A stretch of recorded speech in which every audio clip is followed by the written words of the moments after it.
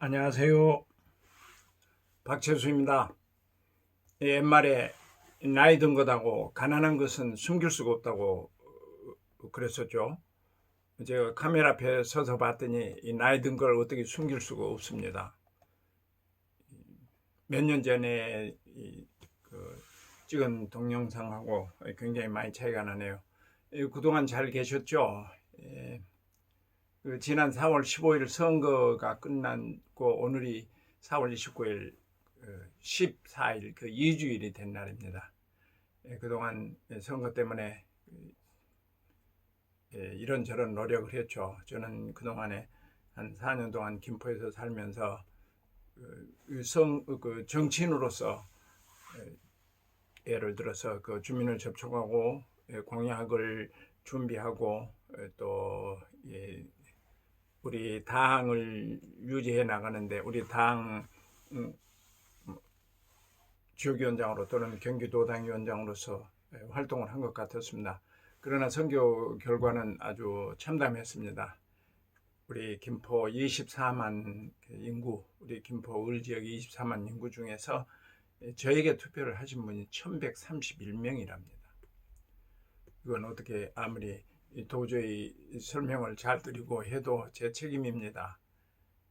물론 그 코로나를 이렇게 코로나 때문에 국가 위급 상황인 코로나 때문에 정부의 대처와 민주당의 대체가 일반적으로 잘했다는 평가고 또 위기일수록 한 곳에 힘을 모아서 국가 위기를 극복해 나가자 하는 국민의 염원이 이루어진 것 같습니다. 그리고 또 특별히 미래통합당이 야당으로서 대처를 잘 못해서 미래통합당에 표를 주지 않았다고 하는 대체적인 의견입니다. 그럼에도 불구하고 우리 민생당은 20석이었는데 그야말로 비례대표는 물론 지역구에서 단 한 분도 선출되지 못해서 저뿐만 아니라 전국의 정치인들, 민생당 정치인은 그야말로 이름조차도 올릴 수 없는 그런 형편이 됐습니다. 모든 게 다 국민들이 결정한 사항이고 국민들의 명령입니다. 미래통합당은 물론 민생당을 비롯해서 여타 기타 정당들과 정치인들은 그 국민의 뜻을 잘 헤아려야 될 것 같습니다. 제가 정치학적으로서 생각한데 우리 1987년 이후에 여당이 180석을 그러니까 300석 중에서 180을 얻었다는 것은 초유일이라고 합니다. 지금 대통령 민주당 문재인 대통령 정부와 여당 강력한 여당 그리고 도지사, 시장, 군수, 시의원, 도의원 대부분이 거의 민주당이 싹쓸이 하고 있습니다.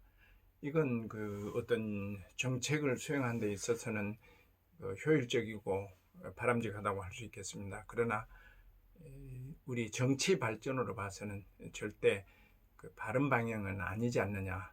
국민의 명령이기 때문에 받아들이고 또 그렇게 순응하고 적용해야 되겠지만은 우리가 박정희 전두환 대통령 시절의 유신정오회 같은 그러니까 3분의 2를 싹쓸이 하는 국민의 의지에 의해서 국민의 표에 의해서 싹쓸이 했다는 것은 참 대단히 우려되는 상황이 아닌가 하는 생각이 듭니다. 절대 권력은 절대 부패한다 뭐 그런 이야기도 있죠.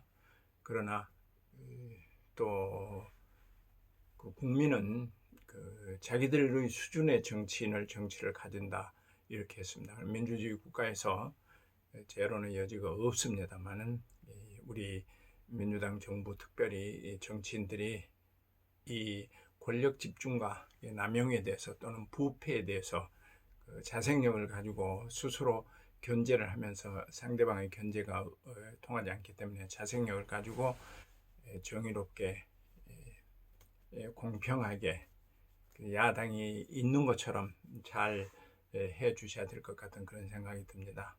민주당 정부가 국민의 여론은 이제까지 우리가 여러 번 정권 교체를 이루었습니다.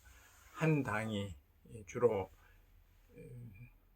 정권을 잡았고 또 다음에 일정한 시기가 지나면 정권이 바뀌었습니다. 특별히 2018년에 2017년 박근혜 대통령을 권좌에서 물리치고 문재인 대통령이 권좌에 오른 후에 대부분이 민주당 그 촛불 시민들의 그 정신에 의해서 정부가 움직이고 있는데, 이거에 대한 어떤 그 이번에 최근에 일어나는 부산시장 문제라든지 박원순 시장의 비서 문제라든지 여러 가지가 그 조짐이 일어나고 있습니다. 절대 권력을 가지고 행사할 때 이게 문제가 될 수 있겠구나 하는 그런 생각을 해보게 됩니다. 그 다음에 이제 제가 그동안에 정치를 한다고 오래전부터 뜻을 가졌지만은 현실 정치에 실패를 했습니다. 재기가 가능할지 또는 정치 의지가 있을지 또는 민생당이 어떻게 살아나갈지 한국 정치가 어떻게 변할지 그 내용은 잘 모르겠습니다만은 저 같은 경우도 굉장히 이번에 큰 실패를 당해서 거의 의지가 없어질 정도입니다.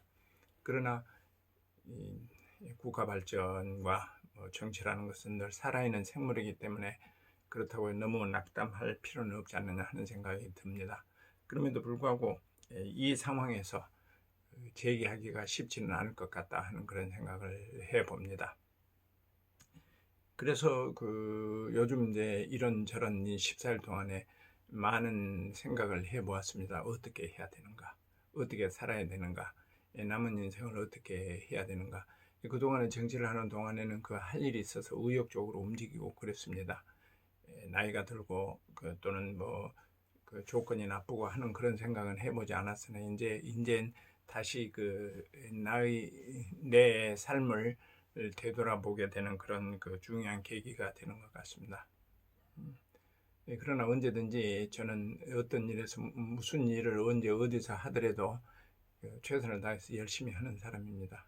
그래서 국가, 민족뿐만 아니라 가정과 내 자신을 위해서도 열심히 노력하겠다는 말씀을 드립니다.